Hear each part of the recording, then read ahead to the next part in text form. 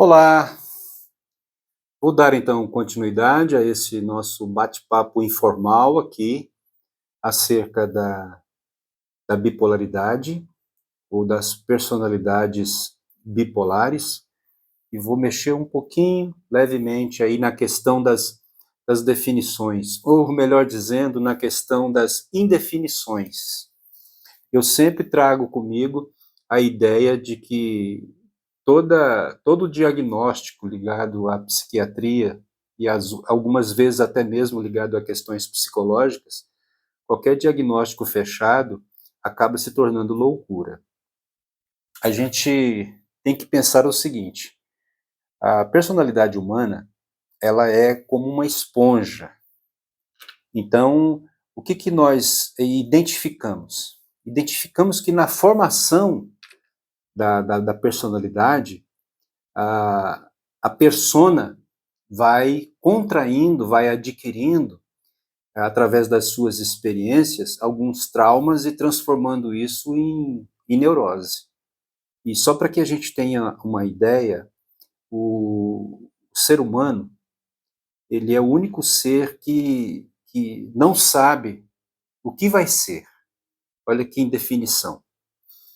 Já os animais, eles já sabem, eles carregam um instinto muito mais forte do que o próprio instinto humano. Os animais já sabem o que vão ser.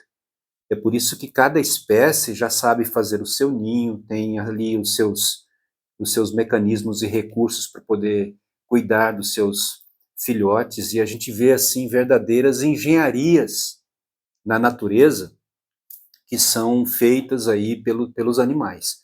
Embora também eles deixam ali uma margem para você adestrar, para você humanizar, mas os instintos básicos, ele então carrega.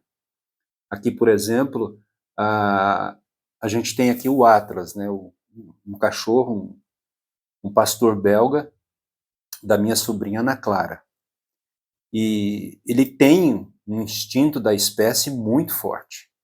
Nós já tentamos aqui algumas guias, algumas coleiras para ele, é um filhote de 6 meses apenas, mas eu fico observando a questão do instinto, da determinação daquilo que ele é. Recentemente nós compramos aqui uma guia nova para ele, olhamos e falamos assim, olha, ela está aqui, ó.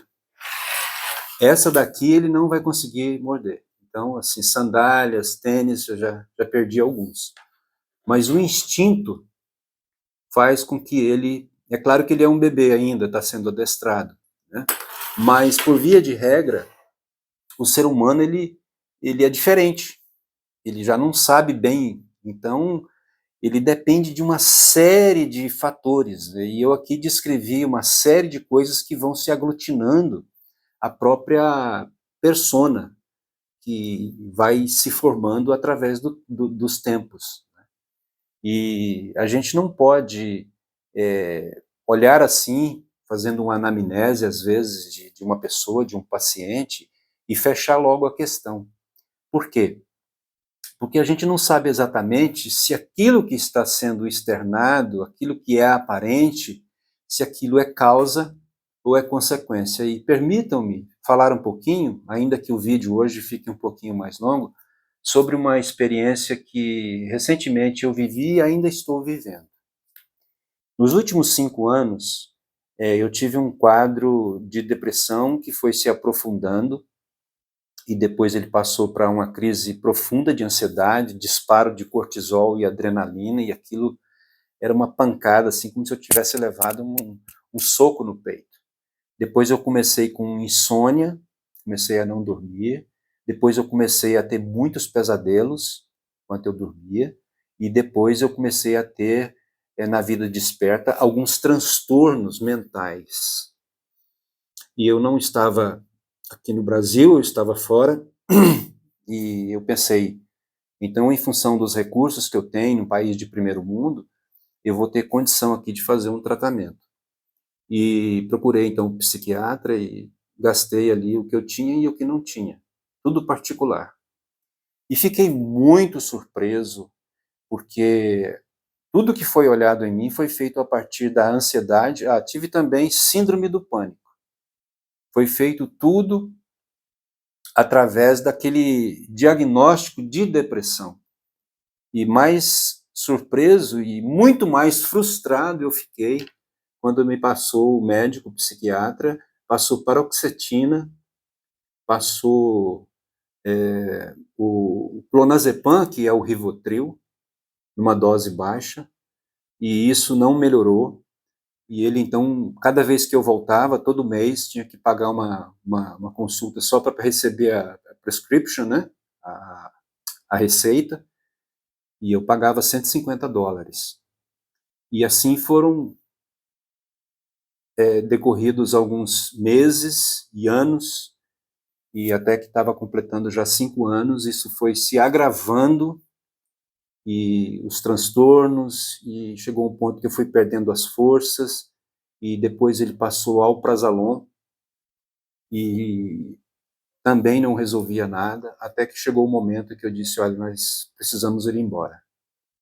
E eu voltei no janeiro do ano passado, e aí eu procurei alguns centros no Rio de Janeiro, onde fiquei 3 meses, depois fui para Blumenau, onde eu teria cuidados especiais da minha tia, e ali eu fiquei, e algumas tentativas que também as pessoas, os médicos e serviço público ainda, e isso não diz respeito a nada, porque agora eu tenho certeza que a medicina brasileira ela é muito mais evoluída do que algumas medicinas lá fora, e de forma especial a psiquiatria ela é desprivilegiada sob alguns aspectos, porque ela trabalha com patologias que, na maioria das vezes, né, tanto a psiquiatria quanto a oncologia, trabalha às vezes com algumas coisas que são paliativas e que não trazem uma cura definitiva.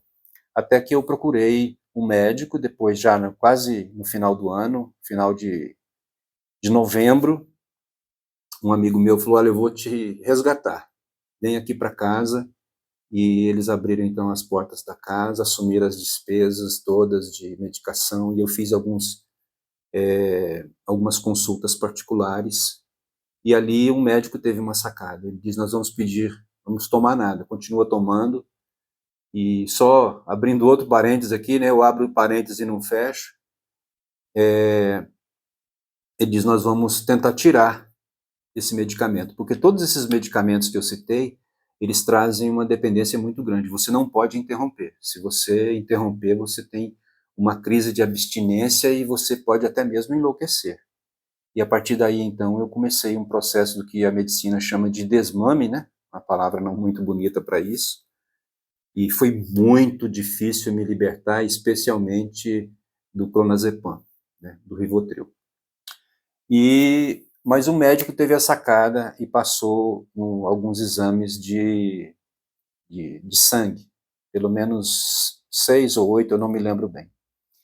E a partir daí foi identificado, porque ele foi numa questão crucial, que foi a tireoide, e a nossa tireoide ela é um órgão responsável pelo balance, que dá harmonia e equilíbrio para todo o nosso corpo. É de uma importância extrema. E a partir dali teve um marco na minha vida, aonde eu comecei a olhar para a depressão. Em 98 eu escrevi um livreto sobre isso, para poder tentar ajudar algumas pessoas, mas a partir dali eu tive uma visão completamente diferente, e tenho mais cuidado hoje com os diagnósticos, saber se esses problemas são de origem contraída através das diferentes patologias relacionadas à personalidade, se é um problema estrutural e psiquiátrico, se é uma psicose, e especialmente porque pode ser um problema físico, pode ser um problema hormonal. E ali, então, em Belo Horizonte, em dezembro do ano passado, foi identificado que eu tive um verdadeiro distúrbio, desmoronou tudo no que diz respeito à questão hormonal, foi identificada uma doença chamada doença de Grave, e eu comecei, então, com medicamento. Fui também muito abençoado, porque caí na mão de um psiquiatra que olhou para a questão e ele viu o estado que eu estava, porque até ali eu estava há 1 ano sem pegar 1 minuto de sono. Eu perdi muitas noites de sono e ficava agonizando, e durante o dia eu ficava mole, e isso foi só piorando o meu quadro. Mas eu tinha manifestações de origem psiquiátrica. As pessoas achavam que eu estava tendo um surto psicótico, mas na verdade eu estava tendo uma desregulação, eu estava tendo um distúrbio muito forte. E comecei a medicação e, sem esperança, eu vim para Goiânia em janeiro desse ano e fui morar com 2 irmãs. Mas a partir do 10 de janeiro eu senti uma luz e eu fui só então melhorando, melhorando. Fiz outros exames e já estava melhorando mais. Depois eu fiz, recentemente agora, fiz outro exame e já está praticamente estabilizada a questão da tireoide. E desde janeiro, 10 de janeiro desse ano, nunca mais eu tive esse quadro de pânico. O quadro de pânico é horrível. Claustrofobia, a crise de ansiedade, ela é dolorida, dói na alma e dói também no físico. E o que nós perguntamos em relação a todas essas questões é se os problemas que às vezes a gente vê em algumas pessoas, esse traço, se ele é de origem psicológica apenas, através de um trauma, através de um convívio ruim familiar, se foi uma coisa que veio desde a infância, ou se foi realmente alguma coisa que eclodiu no próprio corpo. Então, é muito importante, porque às vezes, o que acontece? Quando é algum problema dessa ordem, a pessoa luta e reluta, e começa assim a sair algumas faíscas de mau caratismo, porque a pessoa às vezes ela vai trabalhar e ela não consegue, às vezes ela marca um compromisso e não comparece, e você então fica achando que essa pessoa ela é mentirosa, que ela é falsa, então ela vai caminhar nessa bipolaridade, que a bipolaridade foi uma palavra recente, né, talvez nos últimos 20, 25 anos, que foi substituída pela esquizofrenia, que é uma doença caracteristicamente voltada para a questão estrutural e psiquiátrica, e que às vezes a gente diz assim, não, essa pessoa ela tem problema de caráter, mas as consequências é que estão ali soltando faíscas nessa questão de caráter, mas o problema inicial é outra coisa. Então a gente tem que separar o que na verdade é causa e o que na verdade é consequência. Se a gente trabalhar somente as consequências, então a gente vai pedalar como eu pedalei durante quase 5 anos.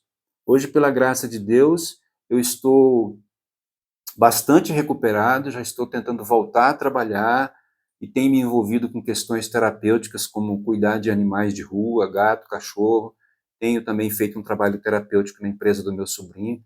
Então, eu percebi que o problema que eu perdi tanto tempo, e perdi 1 ano não dormindo, perdi tanto tempo e dinheiro fazendo tratamento, porque olhava-se apenas sob o aspecto da consequência, então foi uma verdadeira perda de tempo e perda de dinheiro.